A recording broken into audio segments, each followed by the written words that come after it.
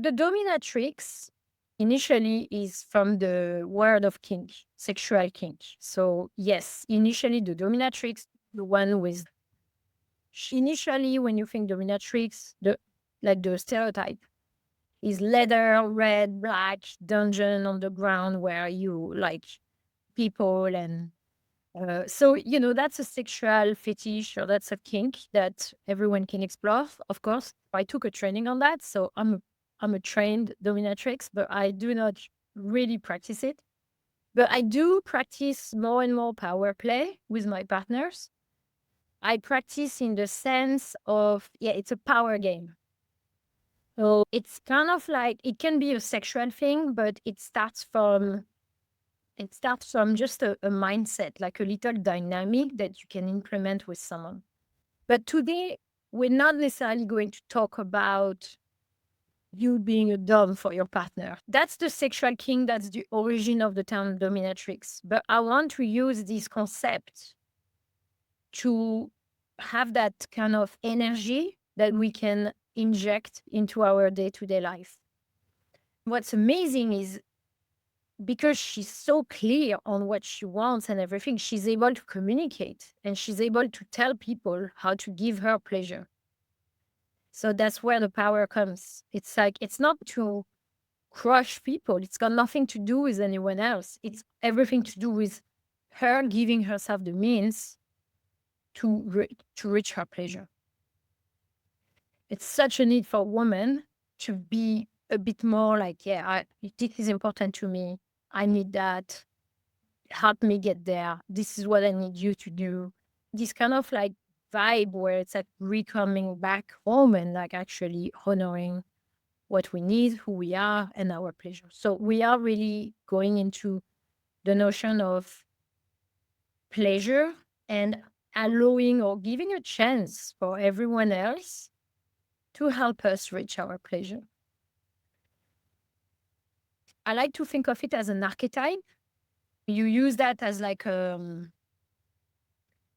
image, like maybe it's a bit of a caricature, but you use some of those traits, like you take some of those component of that archetype of the dominatrix and you take what works for you and you learn to use that in your day-to-day. The dominatrix is centered on her pleasure. In order to be centered around her pleasure, she knows her body well. She's connected to her body. Her body is like she leads from her body. I'm standing now, so that's why I'm moving, but like it's almost like you imagine like we talked about the queen posture, which is like that. Like I imagine the dominatrix is like, kind of like, so it's like she really leads from her body and her body talks. So if she feels like having that or getting this or that's the truth. The truth is in the body. It's not even something she doesn't even, it's like, oh, I want a massage right now. Massage me. Or make me coffee. I want coffee now. I want to feel great. Give me like basically she's communicating her needs and she's leading from the body. So there's pleasure. She's intuitive. She intuitively, like I said, it's almost like you're bypassing your brain. It's like intuitively, I feel like I should go there or talk to this person or ask for that. So it's an intuitive mode, ultimate feminine. And she's also impulsive. So impulsivity, traditionally or generally, is seen as a negative thing, somebody impulsive. My take on it is it's because it's feminine. I think for women, we are naturally a bit more intuitive, a bit more impulsive. And I think because we live in a world that, we tend to value more the masculine traits, impulsivity is seen as like, no, you shouldn't be impulsive. Everything should be a strategy, organized. So this is outside the box. Like you can't just want something. So I want to challenge that because I think being impulsive often is actually quite good. I'm not saying impulsive, like eat junk food. I'm saying impulsive, like listen to your body.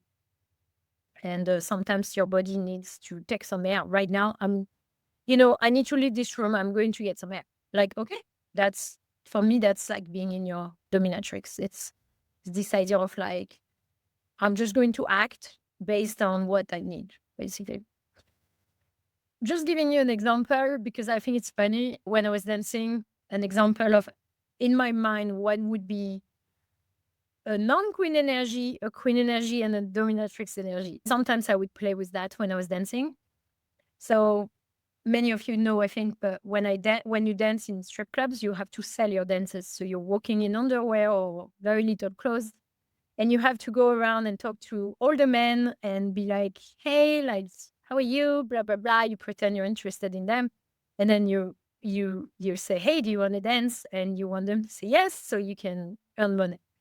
It's very tough because you get a lot of no's every night in your face.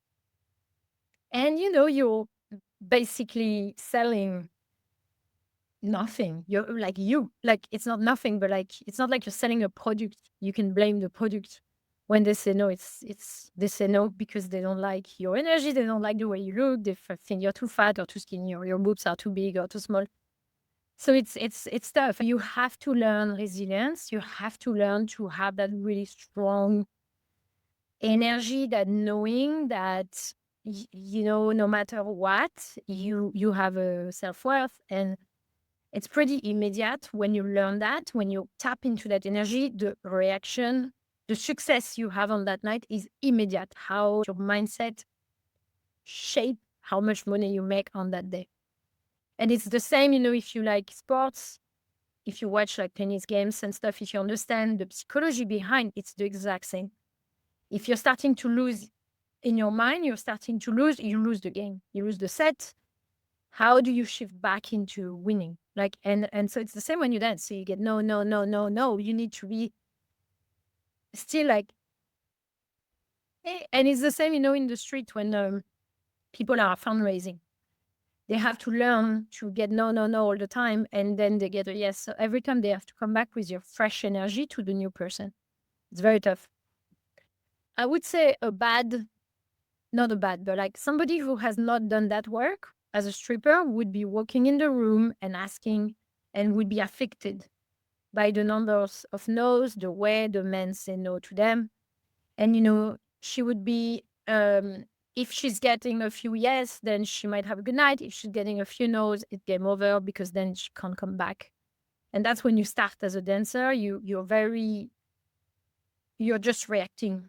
You're reacting to the yes and the no's, and that shapes how you feel, and that shapes the outcome of the night. When you train that, it took me years as a dancer. It took a lot of no's. But then you learn to build that resilience in you, that even if you get your first half an hour of the night is bad, you can still recover. You can still go back to that. And so you have to learn to be in your queen. And the way you do that is, again, going back. For me, it's very much like the core. It's like, I visualize like literally a fire. I visualize like power and weight. One of you was saying, feeling of like weight on the feet, that feeling of like groundedness, at the same time open, connected, and magnetic. And so you have to, like, for me, I have to go into my body and feel it. And then I have to, like, I don't know, like, go to that and like, okay, I'm strong. And when you walk, you're walking from a strong core, a strong presence. And the queen would be like, walk around the room and ask. She's got that great posture, and no matter what, she's stoic. There's this, do you want to dance? Do you want to dance? Do you want to dance? And, it's almost like it's irrelevant what everyone is thinking. I know I'm going to get those dances, I'm going to sell. And so she starts getting yes because her posture, her grace, The dominatrix, and I used to do that sometimes because it's so fun. It's like you do the same. So you walk into the room, but this time you pick who you're going to dance for. And you actually, so the room is packed. It's like a nightclub. The room is packed, and you're like, I like this guy. I'm going to go to that guy, and he's going to buy a dance. And you go in front of everybody. And ideally, he's got friends around. So there's like a bit of a show. And you go and you say, you're going to have a dance with me. You're going to give me all your money tonight. And you take him. And I swear, when you do that, they say yes. They say yes because they're like, okay. And you imagine you take him by the tie and you just drag him and he's so happy. And then the next thing you know, you just go to the ATM and take all the cash. So that's for me like the kind of levels that you can go into. So the dominatrix speaks, and usually people react really well by that because how you shift. It's so funny because initially you would expect the clients pick the dancers because they're the ones spending the money, so they want to choose. But in fact, you can choose. When you choose, they feel special. And you're like, I chose you. You're going to spend the next half an hour, whatever, with me. I'm going to dance for you. You're the lucky one today. You're the lucky one. I'm going to dance for you.